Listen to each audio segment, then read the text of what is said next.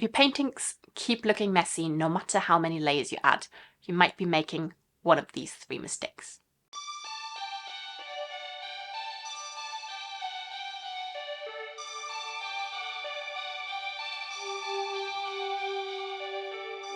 Hi there, I'm Janine. I'm an artist and I share my creative journey on this channel.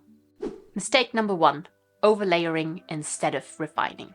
Many intuitive painters think the solution to a messy painting is more layers, but instead of adding clarity, it often makes the painting feel even more chaotic. Instead, you need to step back and assess what's working and what isn't. If your painting doesn't look right, removing or refining is more effective than adding.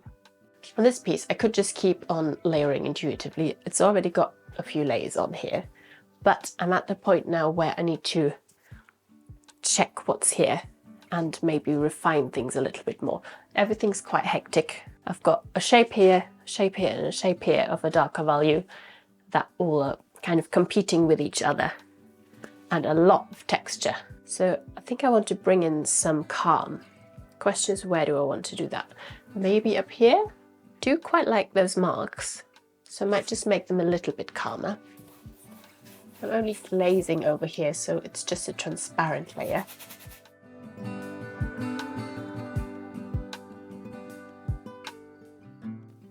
Now that looks a little bit more similar to this over here, which I quite like.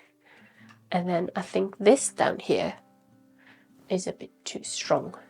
And also I'm not sure about the shape, so I might extend this shape down here and make it a little bit lighter overall. Maybe with this yellow. So it'll be a bit more similar to the background. Again, I'm going to try and do just a transparent layer.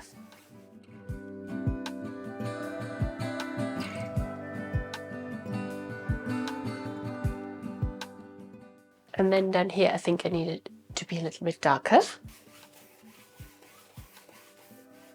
And you see, I'm not making this shape exactly the same as up here. I do want a little bit of variety within this shape, even though the value is kind of similar. So you see how this reads a little bit more green, and then down here it reads a little bit more pink. But overall, the value is the same, so it does read, when you step back, as one shape. And now I'm thinking, should I make this shape smaller? Maybe I'll extend it up. But I do like this texture. I'll just make it a little bit on the side here.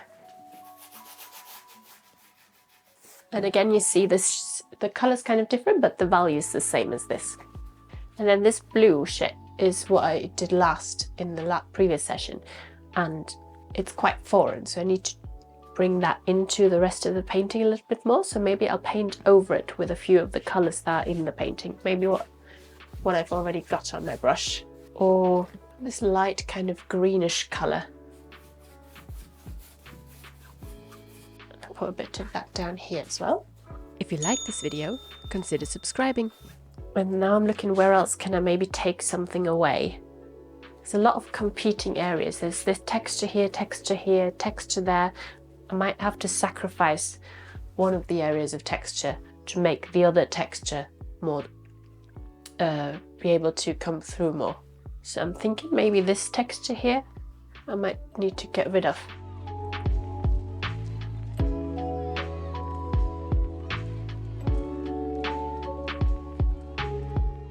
And I do love what's going on here, especially that orange, but I think I also need to paint over some of this because it's a bit distracting, especially that green part. I choose a slightly different color.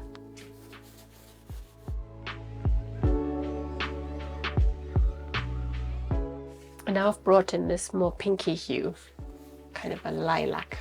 That wasn't really there before, but it goes really well with the more earthy tones. And because I got rid of that strong green, it made that feel a little bit more earthy. And now I'm thinking where else I can bring in that tone. So already kind of a little bit of pink up here. So I might make some of that same kind of color.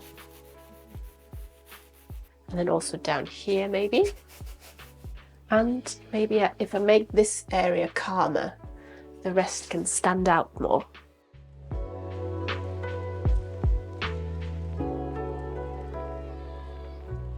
So there's still a lot of energy in this, but it feels more cohesive now that I've refined a few areas.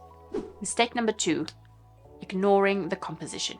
If you are relying purely on intuition without thinking about composition, it will most likely lead to paintings that feel unresolved. Composition helps to create balance, depth, and makes an intuitive painting feel intentional. If your painting doesn't look right, do a simple composition check. Where does your eye go first? Is there enough variety in size? Is there contrast? So let's assess the composition of this piece. You've got quite a large dark shape up here and a little bit over there, but it's all feeling very heavy up here. And even though there's a lot of texture, there isn't really a lot of visual weight down here. So my eye first goes to this large area. So I wanted to also maybe go down here a bit, so I might add some more dark there. Contrasting areas of value are really what move your eye around. So I've got contrasting area here. By that I mean a dark shape compared to the light of the painting, or relatively light. And I've got dark here, and so my eyes goes here. Then also this, and then down here. Now I'm making a darker shape so my eye can go down here. But because this is so massive, this feels very small. So I'm thinking I want this to feel less big. So I might make it a bit smaller. Maybe I'll make that area a bit lighter, so it's only up here, the dark shape. And light's always relative. Light can kind of mean, doesn't have to mean super white. In this case, it's more of a medium value, my light areas, compared to the darker areas. It's always relative. So I'll need to see what it looks like when it's dry, but now this feels smaller, that shape there, which makes this balance of that area better. And then I'm looking at my shapes, those dark shapes. Is there enough variety in size? So this is very large.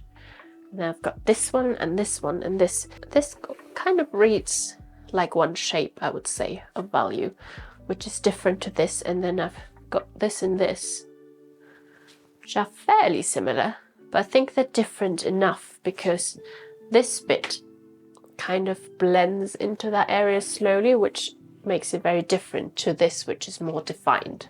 So I think I'm happy with the variety of the sizes, and also with the variety of textured areas and calmer areas. Mistake number 3, stopping too soon. Many painters stop too soon because they're afraid of ruining what's already there. But then the painting might be lacking in depth and interest and feel unfinished. If you're worried you might overwork your painting, have a good look at it and think about, is there enough variety? Does the eye move around? Does the painting feel static or dynamic? So this painting I really like. I think it's fine, but it's not wow yet.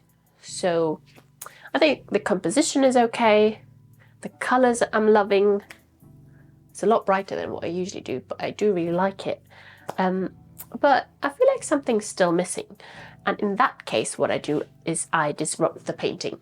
You've probably seen me do that before, and it's a little bit scary to do, especially when you already quite like what is here, but it will be good in the long term. So I think what I'm going to do this time is take something quite, when you disrupt your painting, it's good to take something quite different. So in this case, I'm going to take this Catalyst Wedge, which makes quite defined marks rather than all this cloudy, soft areas that I've got. And what colour do I want? Maybe this yellow. And I'm not thinking while I'm doing that.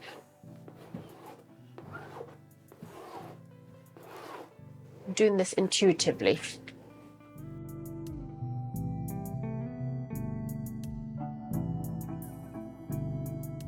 And now the painting looks worse than it did before, which it usually does, but I now have something that I need to fix. So I actually like what it did down here, and I like the transparent layer that it did here. I'm actually going to try, see if it's still wet enough to remove this bit and also make that a bit more transparent. No, I think that's now too dry. What about this? also too dry. Never mind, we can fix that. The beauty of acrylic paint is that you can layer and layer. So let's go over that maybe with the blue. And I'm going to leave a few bits of that, especially that here. I really like that. And you see how the blue mixes with the yellow because it's still slightly damp. This blue, it was the same, but it mixed with a water-soluble crayon that was underneath. That was a different blue. So this is a bit more purple, whereas this is now more green. And I really like that variety.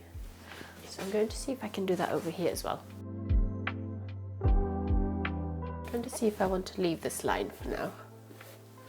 And then I'm going to see if I can blend that into here.